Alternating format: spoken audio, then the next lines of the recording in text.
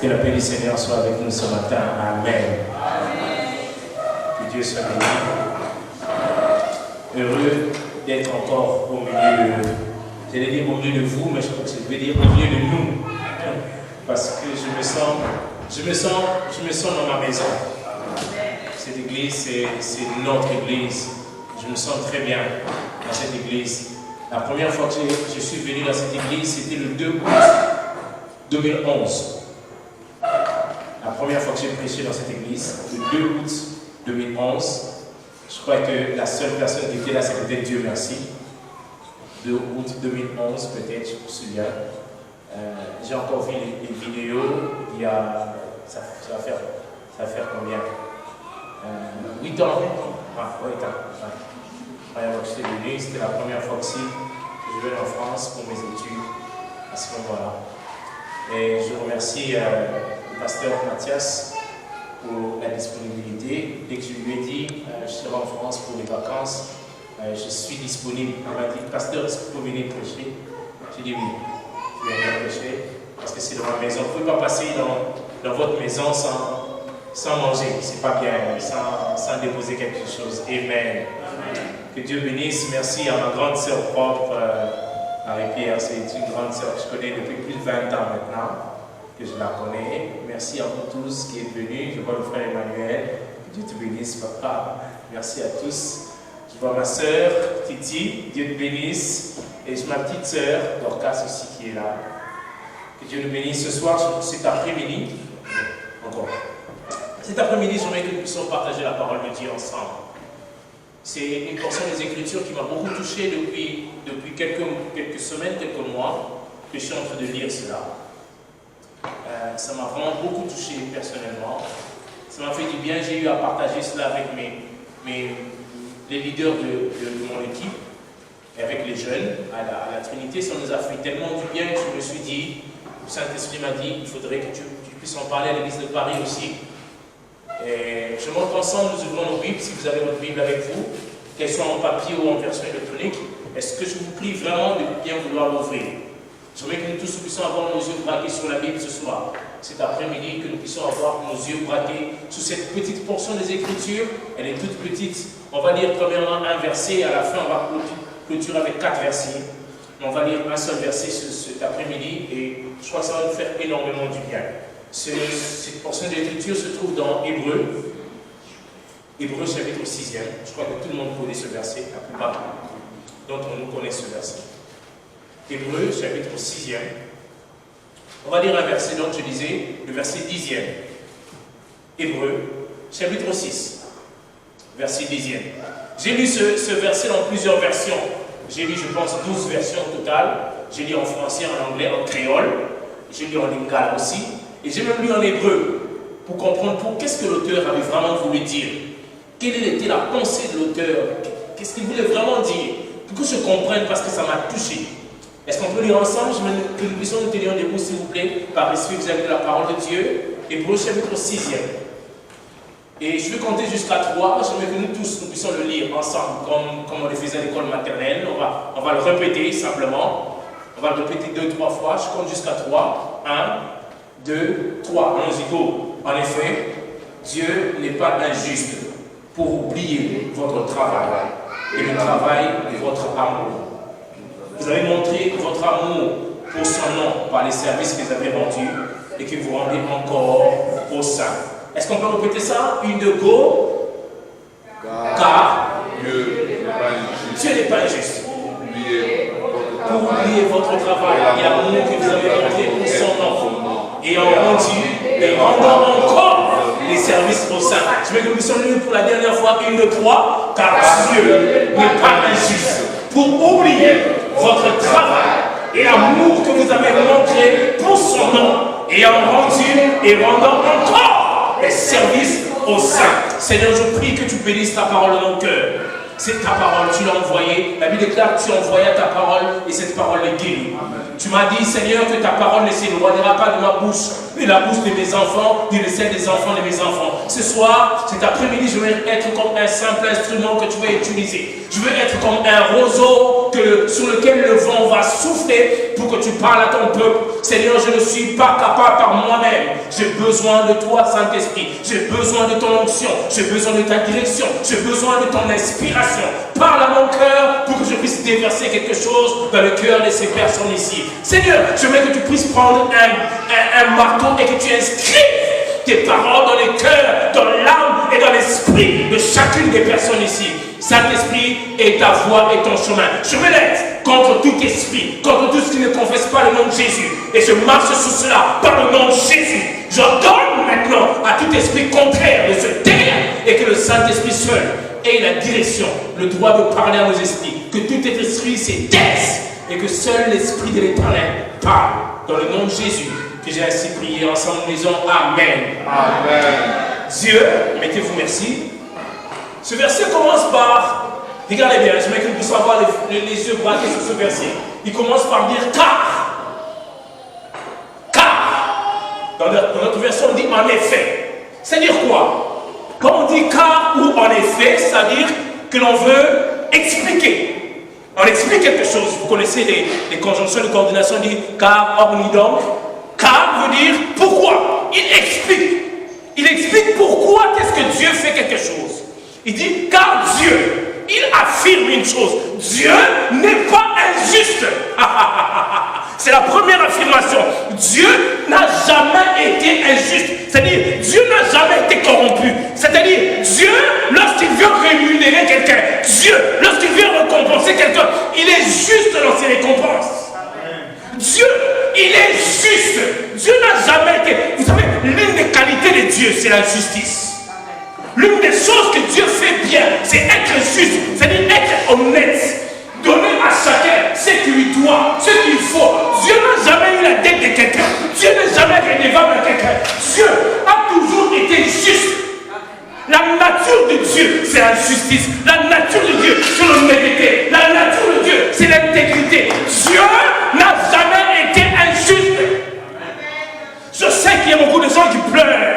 Je sais qu'il y a beaucoup de gens qui se lamentent. Ils disent, Dieu, pourquoi tu n'as pas donné telle chose? Dieu, pourquoi tu n'as pas fait dans telle famille? Dieu, pourquoi tu n'as pas fait les business américains? Dieu, mais je veux vous rassurer ce matin. Je veux vous dire ce matin, Dieu, dans tout ce qu'il vous donne, il est juste. Amen.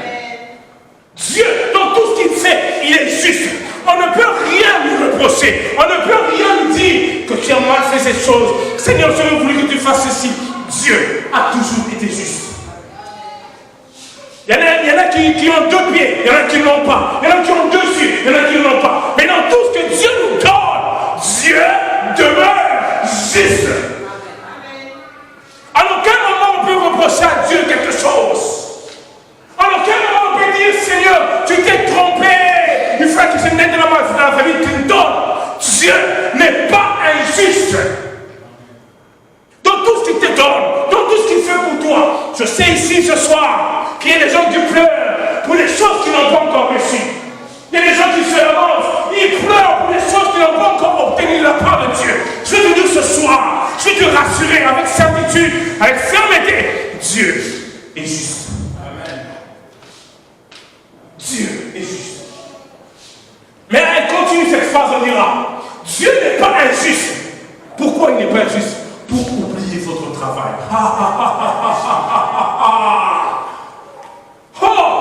Un jour, le psalmiste, vous lisez cela dans Psaume 73, il se plaignait. Il disait, il voit la prospérité des méchants. Il voit que les gens qui tuent prospèrent. Il voit que les gens qui avortent ont des enfants. Il voit que les gens qui ne prient pas prospèrent. Il se plaignait, il dit, Dieu, pourquoi? Pourquoi est-ce que moi qui prie, je n'ai pas ce que les autres n'ont pas prié? Vous savez, des gens, même quand ils ne prient pas, il a un enfant. Même quand ils ne prient pas, il se marie. Mais quand il ne prie pas, il a des papiers. Il y a des gens ici qui se demandent pourquoi. Pourquoi dimanche après dimanche, je vais à l'église? Pourquoi semaine après semaine, je fléchis mes genoux? Mais rien ne se passe. La Bible déclare que Dieu n'est pas injuste pour oublier votre travail. Il n'est pas injuste.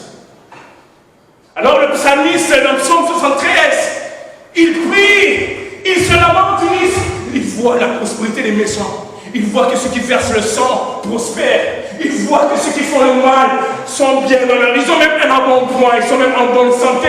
Il se dit, ah, c'est en vain que je me sanctifie. C'est en vain que je cherche Dieu. Pourquoi je cherche Dieu? Rien ne marche alors que je cherche Dieu nuit et jour. Elle lui déclare, le psalmiste ainsi, jusqu'à ce que j'ai pénétré le lieu très saint et que j'ai découvert le sort du méchant. La seule manière pour vous de vous arrêter de vous lamenter, c'est d'entrer dans le lieu très saint. Amen. De pénétrer dans la présence de Dieu. Et là, vous comprendrez le sort du méchant. Très souvent, nous sommes focalisés par les choses qui sont sur la terre. Nous sommes focalisés par manger, par boire, par se vêtir, par voyager, par avoir ceci, avoir cela. Mais nous ne voyons pas qu'est-ce qui viendra après cette vie. C'est pour ça que nous traitons Dieu d'injuste. Nous ne voyons pas. Et même aujourd'hui, l'évangile est concentré sur le matériel. L'évangile est concentré sur le séculier. L'évangile est concentré sur ce que nous voyons maintenant. Mais nous oublions qu'après cette vie, il y a une autre vie meilleure. Il y a une autre vie excellente. Il n'y a pas que cette vie sur la terre. Moi, j'irai vers le ciel. J'irai rencontrer mon Père. J'irai rencontrer celui que je prie. Je ne m'arrête pas ici. Ma vie ne m'arrête pas en France. Ma vie ne s'arrête pas au Canada. Ma vie ne s'arrête pas en Kinshasa. Il y a une vie après ici. Il y a quelqu'un que j'attends. Et bientôt, je vous assure, les signes sont déjà en train de s'accomplir. Bientôt, il reviendra. Bientôt, il viendra prendre son église. Il viendra nous prendre, non pas à cause de ce que nous avons acquis, non pas à cause de l'argent que nous avons en banque, non pas à cause des papiers que nous avons en France. Non, il viendra nous prendre parce que nous avons une relation avec lui. Très souvent, nous sommes focalisés à des choses matérielles. On nous prêche l'évangile de la prospérité. On nous dit que vous serez bien, vous serez guéris. Qu'importe, même si mon corps est malade, je sais que mon esprit vivrait éternellement avec Yeshua Mashiach. Qu'importe, qu'importe. C'est pour cela que nous vivons dans le péché. C'est pour ça que nous vivons dans le mal. Parce que nous croyons que la vie s'arrête ici. Bien-aimés, je peux vous dire avec assurance, il y a une vie. Il y a une vie. Et Jésus revient bientôt. Je sais que ce message est le moment de mon prêcher pour dire à l'église que le son de la trompette va bientôt sonner. Bientôt, celui qui était parti, enlevé comme dans un nid, dans une nuée, bientôt il reviendra et la trompette sonnera, il appellera son église. Bien-aimé, je ne prie pas pour avoir l'argent, je ne prie pas pour avoir les enfants, je ne prie pas pour me marier, je prie parce que j'aime Dieu, je prie parce qu'il m'a sauvé, je le cherche parce que je l'aime de tout mon cœur.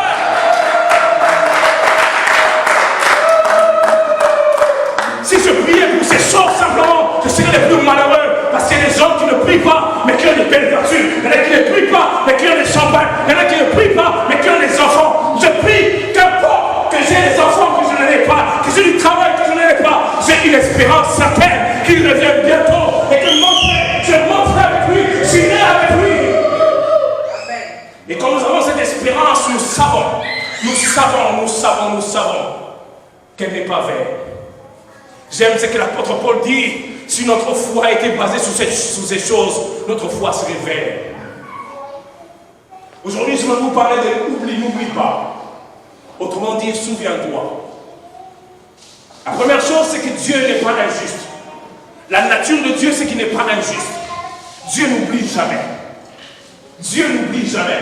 J'ai aimé quelqu'un qui a dit, la prière n'a jamais été vaine. La prière n'a jamais été vaine. À chaque fois que nous prions, c'est comme une sémence. Nous plantons, un jour elle germera. Dieu n'oublie aucune de tes prières. Je peux te rassurer ce soir. Je peux te dire avec certitude que Dieu n'oublie aucune de tes prières. Aucune prière n'est oubliée par Dieu. Aujourd'hui, je suis en France, mais c'est le résultat d'il y a 20 ans d'une prophétie qui est sortie il y a 20 ans. 20 ans en arrière. Dieu n'oublie pas. Dieu n'oublie pas tout votre travail. Vous savez, Dieu a un livre qu'on appelle le livre de souvenirs. Vous savez ça? Amen. Un livre qu'on appelle le livre de souvenirs. C'est-à-dire que chaque jour dans ce livre-là, Dieu ouvre ce livre. Il dit, aujourd'hui il a été au culte, 2 points. Demain il a prié pendant 5 minutes. 4 points.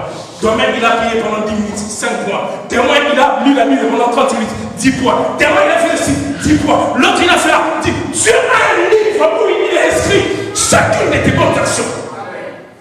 Dieu n'oublie pas. Je sais que vous êtes en train de vous lamenter. Je sais quand vous êtes en train de vous poser la question. Mais je prie, rien ne se passe. Je peux te rassurer ce soir, Dieu n'oublie pas. Amen. Dieu n'oublie pas. J'ai rencontré une jeune fille qui m'a dit une fois, oh papa, je prie. Je me suis consacré, je suis vierge depuis que je grandis, j'ai 30 ans aujourd'hui, mais il n'y a même pas un frère qui fait psst, psst, psst, psst. Dieu m'a-t-il oublié? Je peux te rassurer ce soir, Dieu n'oublie pas. Dieu n'oublie pas notre sanctification. Dieu n'oublie pas nos prières. Dieu n'oublie pas quand nous venons à l'église et que les autres dorment. Dieu n'oublie pas quand nous les savons et que les autres ne font rien. Dieu n'oublie pas cela. Est-ce que je peux entendre le Amen? Dieu n'oublie pas nos sacrifices, mes amis. Sinon, il serait injuste. Il y en a qui dorment maintenant. Il y en a qui font des bêtises. Il y en a qui hier, ils étaient dans des boîtes. Il y en a qui ont avorté. Il y en a qui ont fait ceci. Dieu n'a jamais oublié cela. Dieu n'a jamais oublié cela. Il n'oublie pas. Et puis il continue. Dieu n'est pas injuste pour oublier votre travail. Il n'oublie pas. Je m'ai encouragé les hommes et les femmes qui servent dans cette église. Je m'ai encouragé les hommes et les femmes qui servent dans le monde entier. Dieu n'oublie pas ton travail. Dieu n'oublie pas cela.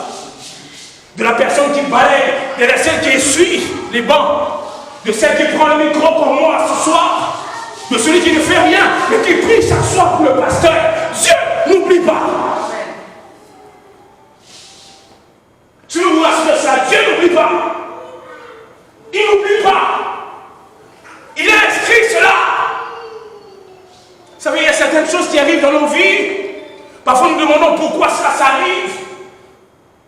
Écoutez, les bénédictions d'hier sont le fruit peut-être des prières d'hier aussi. Mais je voulais dire, les bénédictions d'aujourd'hui sont les fruits peut-être des prières d'il y a 10 ans. Amen. Mon pasteur dit toujours, si tu as de la réussite aujourd'hui, c'est qu'il y a quelqu'un qui a souffert avant toi. Quelqu'un a souffert. Si nous avons cette église aujourd'hui, il y a des gens qui ont souffert. Vous savez, pour qu'il y ait une église en France, il y a des gens qui ont payé de leur vie pour qu'il y ait des églises. Il y en a qui sont morts pour que nous puissions aujourd'hui avoir la liberté de prier. Vous croyez que c'est facile? Peut-être que vous n'avez jamais eu l'occasion d'aller dans un pays musulman. Voir comment les gens se cassent pour prier. Il y a des gens qui ont donné de leur vie pour qu'aujourd'hui, moi, je puisse prêcher. Il y a des missionnaires qui sont venus, qui nous ont apporté l'évangile. Dieu n'oublie pas. Peut-être que vous ne vous en rendez pas compte. Même vos enfants bénéficieront des prières que vous faites aujourd'hui. Des prières que vous faites aujourd'hui. Le fait simplement de venir chaque dimanche, dimanche après dimanche, on peut vous critiquer, on peut dire tout ce que vous aimez, vous n'aimez pas, mais dimanche après dimanche, vous venez, vous agenouillez, vous louez. Peut-être rien ne se passe, vous avez l'impression que rien ne tourne, que rien n'avance, mais je veux vous rassurer, Dieu n'oublie pas. Est-ce qu'on va quand même le Seigneur pour cela?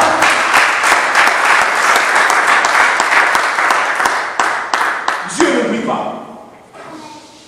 Très souvent, nous comptons les péchés comme la fornication. Nous comptons les péchés comme le mensonge. Mais il y a aussi un grand péché de l'oubli chez les chrétiens. L'oubli. Parfois nous oublions. Et à chaque fois que tu oublies, il y a quelque chose qui se passe. Cet après-midi, je vais parler de 5 choses. 5 choses que l'oubli fait dans la vie de quelqu'un. 5. 5 choses que l'oubli. Quand tu oublies les bienfaits de Dieu, quand tu oublies d'où Dieu t'a tiré, quand tu oublies les choses que Dieu a faites pour toi, il y a 5 choses qui arriveront dans ta vie. 5. Quand tu oublies combien tu étais pauvre et que Dieu t'a élevé, quand tu oublies les souffrances que tu avais quand tu étais à Kinshasa et que Dieu a fait quelque chose dans ta vie, il y a 5 choses qui peuvent t'arriver. J'ai même un artiste qui dit, il dit ça en lingala, je vais le dire et puis je vais le traduire, il dit Ola la kolanka, et ça utilité mais ça grâce. C'est-à-dire, dormir et se réveiller, ce n'est pas une question d'habitude, c'est une grâce. Mais tellement que nous avons l'habitude de nous réveiller en bonne santé, nous pensons que c'est rien. Tu oublies les bienfaits de Dieu. Parfois nous oublions. Oh les amis, moi j'étais victime d'une femme qui m'a trompé, qui est partie. Fiancée, à 3 mois de fiançailles, à 3 mois de mariage, elle est partie avec un autre homme. Blessée. Je me disais, est-ce que je veux me marier? Est-ce que je vais trouver une bonne femme? Je n'oublie pas que Dieu m'a donné une femme aujourd'hui. Je n'oublie pas que je gênais pendant 3 jours, 3 nuits pour avoir un visa pour la France. Je n'oublie pas. Et à chaque fois aujourd'hui que j'ai un visa, je me souviens d'où Dieu m'a tiré. Je n'oublie pas que j'étais asthmatique et que je n'arrivais pas à courir, mais que Dieu, un jour dans sa grâce, m'a guéri. Je n'oublie pas, je n'oublie pas.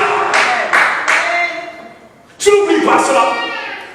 Je n'oublie pas le nombre de bienfaits que Dieu a fait dans ma vie. Le psalmiste dit cette chose.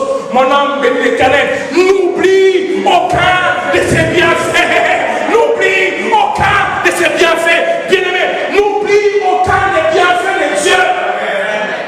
Est-ce que je peux entendre un bel amen? N'oublie pas. Je n'oublie pas que j'ai fait 2 ans de mariage sans avoir des enfants et que je priais, Seigneur, est-ce que tu peux me donner un enfant? Je n'oublie pas. Et quand je vois mes enfants, je dis, Seigneur, c'est une grâce que d'avoir des enfants. Je ne l'oublie pas. L'oubli est aussi un péché autant que la fornication, autant que le mensonge. Quand nous oublions, il y a des choses qui arrivent dans nos vies. Il y a même un livre dans les Écritures, Deutéronome. Ça signifie quoi? Deutéronome, ça signifie souviens-toi. N'oublie pas. Tout un livre avec 33 chapitres. Deutéronome, ça signifie n'oublie pas. Dieu donne une importance à l'effet de l'oubli. Vous savez, par exemple, quand vous êtes devant un examen, quand tu oublies simplement un mot dans un examen, tu peux échouer à cause de cela. Et là, qui ont repris en géographie simplement parce qu'ils ont oublié où se trouve le pôle Nord. Ils ont été au sud de la France. Ils ont échoué. Donc l'oubli peut t'amener à l'échec ou à la réussite. L'oubli peut t'amener même à la malédiction dans ta vie. Quand tu oublies, 5 choses que l'oubli peut procurer dans nos vies. Le dimanche prochain, nous verrons 7 choses qu'il ne faut pas oublier. 7 choses qu'il ne faut pas oublier. Aujourd'hui, avec les temps qui nous restent, nous allons voir peut-être 5 choses, peut-être 3 ou 4. 4 choses que l'oubli fait. Quand tu oublies, tu deviens orgueilleux. Quand tu oublies tes faibles commencements, là où tu avais commencé, des choses que tu faisais, aujourd'hui peut-être les gens disent, bon, ils prêchent, waouh, ils prêchent bien, ils prêchent en France, ils prêchent au Canada, ils prêchent aux États-Unis, ils prêchent. Mais je n'oublie pas les faibles commencements quand je tenais le micro et que j'ai tremblé devant les gens, que je n'arrivais même pas à prier devant 2 personnes. Je n'oublie pas. L'oubli te rend, l'oubli te fait devenir orgueilleux. À chaque fois que tu oublies, tu crois que tu es là par toi-même. Tu es là par tes propres efforts. Tu as ce que tu as parce que tu es. Tu es bien. Tout ce que nous avons, c'est la grâce de Dieu. Tout ce que nous sommes, c'est par la grâce de Dieu. Si tu oublies ça, si tu oublies que ce que tu es aujourd'hui, c'est la grâce de Dieu, viendra l'orgueil. Tous les hommes orgueilleux sont les hommes qui croient qu'ils sont là par eux-mêmes. Ils oublient qu'ils ont été faibles. Ils oublient qu'ils n'étaient rien. C'est pour cela que les hommes humbles racontent leur début. Ils racontent leur faible commencement. Ils disent, ah, moi quand j'ai commencé cette église ici, je n'étais qu'avec telle personne. Moi j'ai commencé le mariage, je n'avais qu'une natte. Quand j'ai commencé ceci, je n'étais que ceci. Ils n'oublient pas les faibles commencements. L'oubli te rend orgueilleux. Parce que tu crois que, ah, tu sais, moi je me suis marié parce que je suis belle. Ah, combien de Miss France sont-ils dans les mariages? Combien? J'aime dire à mes filles à la jeunesse, le mariage n'est pas une question de beauté physique. Hein. Rien. Si ce n'était que ça, toutes les Miss du monde seraient mariées. Mais faites le comptage des Miss Monde qui sont mariées. Il n'y en a pas.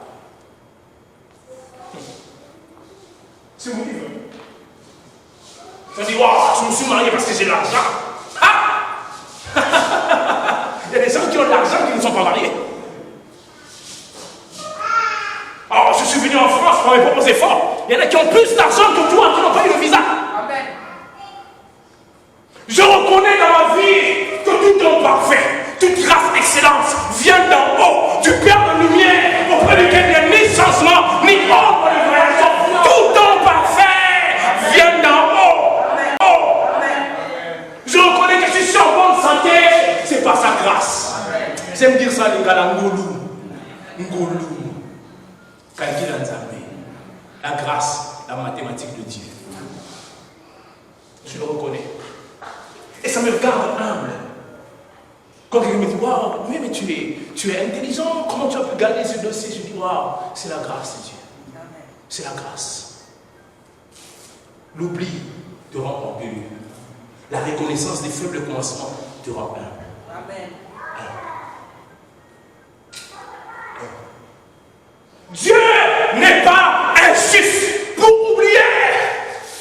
Ceux qui oublient sont des injustes et des rebelles. L'oubli amène à la rébellion. Ceux qui oublient. J'avais un collaborateur il y a quelques années dans mon travail. Je l'ai pris, il n'avait rien, il était avocat depuis. L'oubli te rend rebelle. Tous ceux qui se rebellent, tous ceux qui sont déloyaux, sont des gens qui oublient les bienfaits. Je me souviens d'un frère que j'avais. Il dormait chez moi. Je lui ai même laissé le lit. Moi, je dormais par terre, lui, il dormait sur mon lit. Moi, j'étais encore célibataire à l'époque. Je lui ai payé le Minerval. Plutôt les frais académiques, je lui ai payé cela. Mais lorsqu'il a commencé à travailler, il m'a dit une phrase: qu'est-ce que tu as fait pour moi dans ma vie? Je lui ai dit: tu as oublié que pendant 2 ans, que moi j'ai dormi par terre et que tu dormais sur mon lit. Tu as oublié cela. L'oubli te rend rebelle. Même à l'égard de Dieu. Quand tu oublies les bienfaits de Dieu, tu deviens rebelle à Dieu. Tu deviens rebelle. Tu crois que parce que tu es, tu n'es rien, mon ami.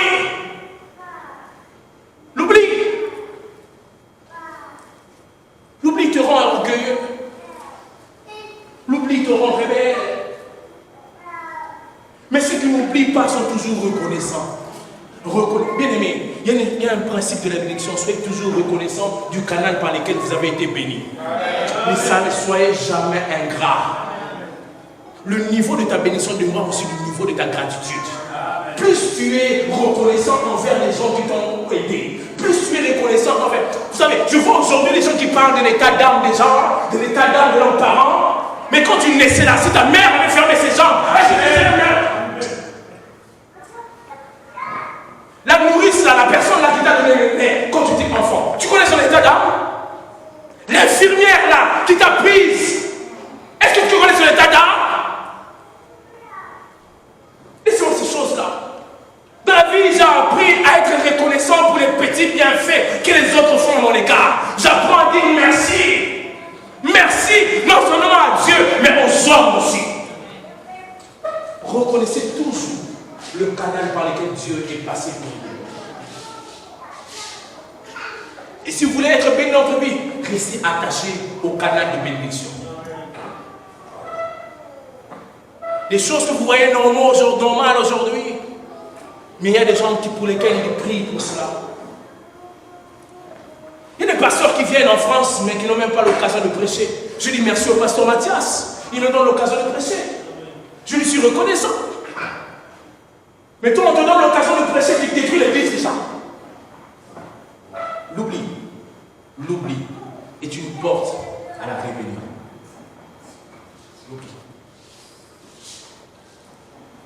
Oh, je serai toujours reconnaissant envers ce papa qui chaque matin, j'étais étudiant, je n'avais rien, orphelin, je n'avais rien, je n'étais rien. Il me prenait dans sa voiture chaque matin à 6h30, il me déposait à l'université. Et parfois, il prenait de l'argent de sa poche, il me donnait, il dit: paye un coca. Je n'avais à cette époque-là que pour repas 2 paquets de biscuits et de l'eau. Il me déposait à l'université. Et j'étudiais assez loin, à près de 20 km de la maison. Et le soir, je rentrais à pied. Et quand je rentrais, il m'amenait chez lui à la maison. Il dit: viens, on va partager le repas. Il a fait cela pendant 5 ans. 5 ans de mon université. est-ce que je peux devenir rebelle vis-à-vis de cette personne? Peut-être qu'il n'a pas aussi d'onction que moi. Peut-être qu'il ne presse pas autant que moi. Mais je m'agenouille devant lui et il prie pour moi. Ça enlève l'orgueil. Ça enlève l'esprit de rébellion. Reconnaître le canal par lequel vous êtes passé. C'est pour cela, vous savez, l'un des commandements, c'est honore ton père et ta mère. J'en parlerai dimanche prochain. Parmi les 7 choses, il ne faut pas oublier, honore ton père et ta mère, afin que tu vives longtemps. Longtemps. Longtemps. Parce que vous savez qu'ils avaient la possibilité de vous tuer. Quoi, ils auraient attendu simplement que tu aies 40 ans pour te manger. Africain. Excusez-moi. Soyez reconnaissants. Soyez reconnaissants. L'oubli. Troisième chose que l'oubli apporte dans la vie de quelqu'un. Je prends les notes, excusez-moi. Troisième chose que l'oubli amène dans la vie de quelqu'un.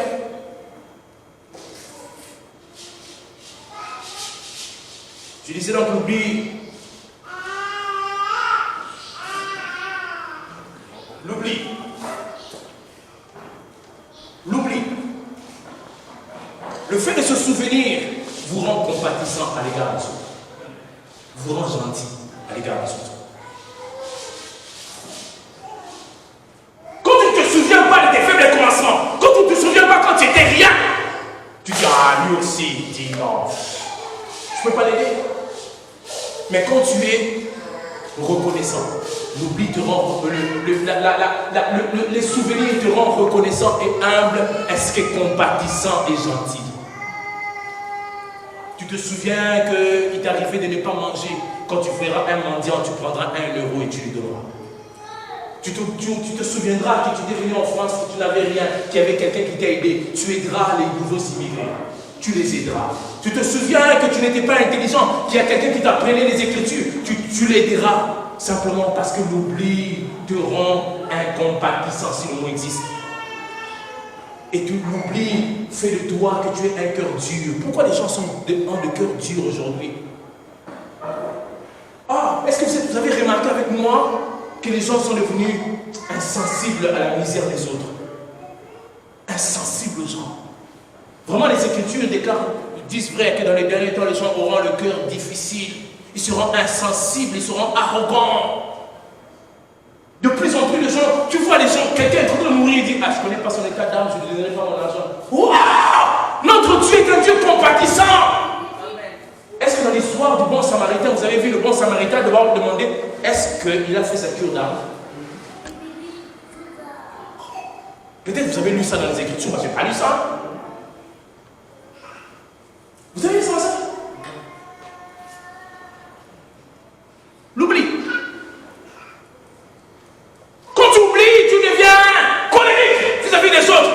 Tu sanctionnes sans compassion. Vous savez, le but de la sanction, c'est de pouvoir aider quelqu'un à évoluer. Ce n'est pas pour l'enterrer. Mais parfois, quand nous oublions que nous-mêmes nous avons été... Parfois, nous oublions, nous, comme sommes devenus pasteurs. Nous oublions que nous aussi, nous étions dans le péché. Comme les autres. Mais quand l'autre tombe dans le péché, nous sommes si durs, vous avez frère. Toi aussi, tu fais ces choses. Toi aussi, il y a quelques années, tu étais là, dans la boue du péché. Mais nous n'avons plus de compassion vis-à-vis des fidèles, vis-à-vis des âmes. Nous les regardons comme si nous étions 3 fois saints et qu'ils étaient 3 fois les diables. Nous manquons de compassion vis-à-vis des autres. Nous traitons les autres de nouma, de prostituées. Nous traitons les autres d'orgueilleux. Nous traitons les autres de tous les mots. Alors que nous-mêmes, il y a quelques années, Dieu nous a pris de la boue du péché. Il nous a fait entrer dans sa maison. Nous oublions cela. N'oublie pas. N'oublie pas que toi aussi, il y a quelques années, tu vivais avec la femme ou l'homme de Dieu. N'oublie pas. Et aide maintenant ceux qui vivent dans ces choses à pouvoir abandonner ces choses. Est-ce que je peux avoir un bel amen? N'oublie pas. Nous montrons des compassions simplement parce que nous oublions. Nous oublions. Oh, avant de venir ici, j'ai partagé avec un de mes amis, un frère. C'est vraiment devenu un frère pour moi. C'est mon adjoint. Je peux même citer son nom, papa de Toukoumbe. Il me disait, papa, est-ce que tu te souviens que c'est toi qui m'as dit que j'avais le ministère pour conduire le culte? J'ai dit, ouais. Oh, j'avais oublié cela. J'avais oublié. Il dit à l'époque, j'étais dans le péché, j'étais en train de me battre avec certaines choses. Mais tu es venu, tu m'as dit, c'est mon frère, je crois qu'il y a la grâce de Dieu en toi. Développe cela. Aujourd'hui, c'est parmi les meilleurs conducteurs de culte de notre église. Il n'a pas oublié. Ça le rend compatissant vis-à-vis des gens. Même quand quelqu'un tombe dans le péché, il dit, frère, relève-toi. Cette fois le juste tombera, cette fois l'Éternel le relèvera. Relève-toi, continue la marche. N'aie pas peur, Dieu est avec toi. Ça nous rend compatissants. Mais nous sommes devenus, nous avons tellement des pics rouges que nous sanctionnons le moindre mal. Parce qu'aujourd'hui nous sommes bien. Parce qu'aujourd'hui nous sommes calmes. Parce qu'aujourd'hui nous sommes mariés. Parce qu'aujourd'hui nous sommes ceci. Parce qu'aujourd'hui nous avons ceci. Parce qu'aujourd'hui nous sommes cela. Nous oublions d'où nous sommes venus. N'oublie pas que Dieu est venu. Un philosophe a dit, un peuple qui oublie là où il vient, il ne sera pas là où il va. D'où viens-tu? Mon pasteur aime nous répéter souvent, je viens de Grand Lucas. Je viens d'une maison où il n'y avait ni eau ni électricité. Donc aujourd'hui, quand j'ai l'électricité dans ma maison, je rends grâce pour l'électricité. Peut-être que vous êtes en France, vous ne comprenez pas la signification de l'électricité. Peut-être que vous ne connaissez pas ce qu'on appelle délestage. Vous ne connaissez pas? Dites-moi encore ce mot-là. Je me souviens de toutes ces choses, de ces faibles commencements, de ces choses pour lesquelles je me battais, dans lesquelles je suis à l'aise aujourd'hui. Je me souviens qu'il y a quelques années, avoir $10 dans ma poche, je faisais une veillée d'action de grâce pour cela. $10. Veillée d'action de grâce. Tu vas prêcher dans une église comme ça, tu donnes $10, basta. Mais quand tu rentres là, tu prends déjà la dîme de $1, tu donnes, et tu te mets à dire, Seigneur, merci pour les $10. Tu fais un programme pour cela, un programme mensuel.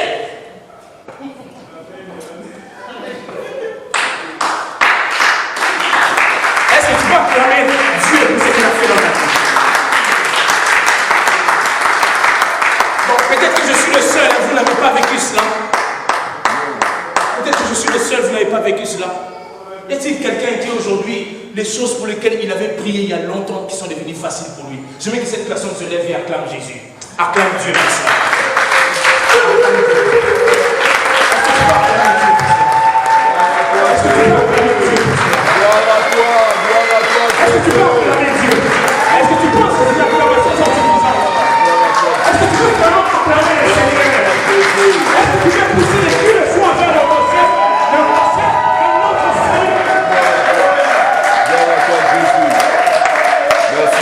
Amen. Les choses qu'on a facilement aujourd'hui, mais il y a quelques années en arrière, on priait et on gelait pour cela. Amen. Je crois que j'étais le seul qui avait vécu ces choses. J'ai l'impression qu'il y a plusieurs qui ont vécu ça aussi. Hein. Amen.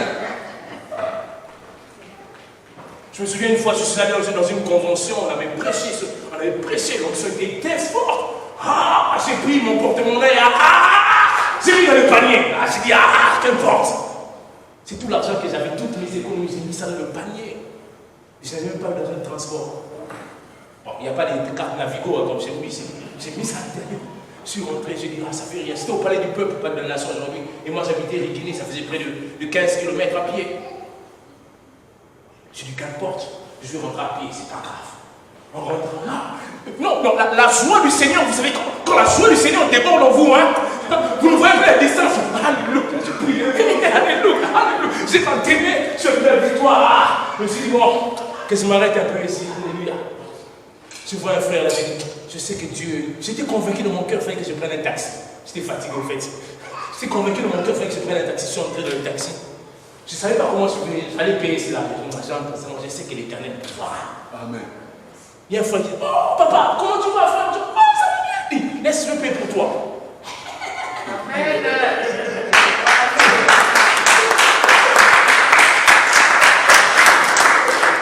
Aujourd'hui, quand je rentre dans ma voiture, je mets le climatiseur là. Je mets les chansons de Darlene là que j'adore. Je dis, je me souviens que je n'avais pas d'argent de transport. Je m'en souviens, je n'oublie pas, c'est la mémorable. Aujourd'hui, quand je vois ce frère, malheureusement, lui, il n'a pas reçu peut-être la même grâce que nous, il n'a pas de voiture, il n'a pas ceci. Je le prends dans la voiture, quand je le prends dans la voiture, quand il descend, je prends l'argent, je lui donne. Amen. Amen. Ça m'a rendu compatissant. Je connais la valeur de la souffrance. Je connais. Je connais. Ce n'est pas une histoire. Je n'ai pas lu comme cet enfant qui demande à son père, c'est quoi, définis-moi un peu le mot pauvreté, c'est quoi? Non, je connais ça. Je connais ce que ça signifie manquer. Je connais. Je connais ce que ça signifie chercher une femme dans la prière. Je connais. Je connais ça. Je connais. Aujourd'hui, nous avons vu 4 choses. Je vais m'arrêter là, pour ce soir. 4 choses. 4 choses que l'oubli apporte dans la vie de quelqu'un. Dimanche prochain, nous verrons 7 choses. 7 choses qu'il ne faut jamais oublier dans votre vie. 7. Si tu oublies l'une de ces choses, ça va t'apporter la malédiction. Parce que l'oubli, c'était le 5e point, l'oubli apporte la malédiction dans la vie de quelqu'un. Nous allons voir ça dans les Écritures. L'oubli apporte la malédiction.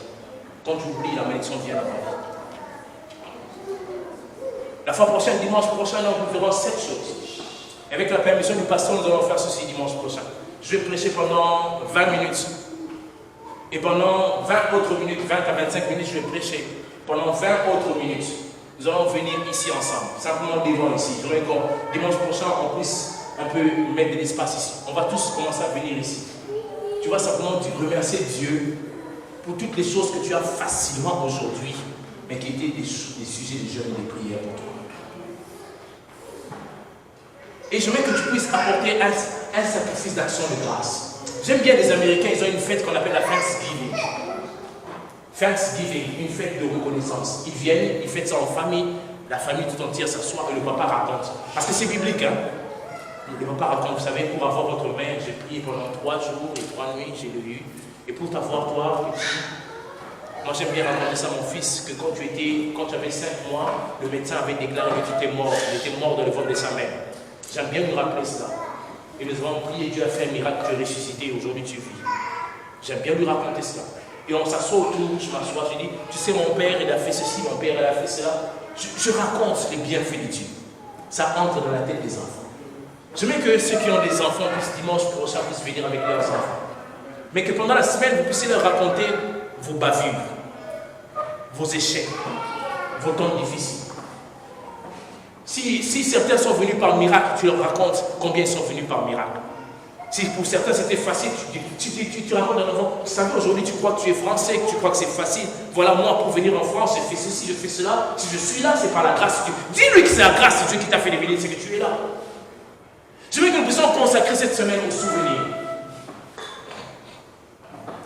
Je rappelle toujours ma femme, tu vois, quand j'étais fait la course, je n'avais rien. J'avais pour salaire $100. $100. 100. Hein? Avec 2 zéros. 100. Je lui ai fait la cour, elle a accepté. Elle a accepté. Aujourd'hui, si elle a un argent de course avec un zéro de plus que j'avais il y a 10 ans. Est-ce que je vais... Parce que l'une des choses qu'il ne faut pas oublier, c'est d'oublier la femme de sa jeunesse. D'oublier la femme de sa jeunesse. La Bible déclare, tu n'oublieras pas la femme de ta jeunesse. Donc je veux que dimanche prochain, nous puissions venir ici, chacun avec un sacrifice d'action de grâce. Tu te souviens de tous tes bienfaits, tu viens avec... Tu ne viens pas pour me donner, ni au pasteur, ni à l'église, tu viens pour donner à Dieu. Que chacun vienne avec un sacrifice d'action de grâce, qui vienne. On va vraiment prendre du temps, on va acclamer, on va danser. Chacun va danser en se souvenant de là où il vient. De là où il vient. Est-ce qu'on peut faire ça? Ça vous gêne si on fait ça? Parce que est-ce que ça gêne les habitudes de l'église? Non. Non, ça peut aller. Si c'est bon, est-ce qu'on peut acclamer pour ça?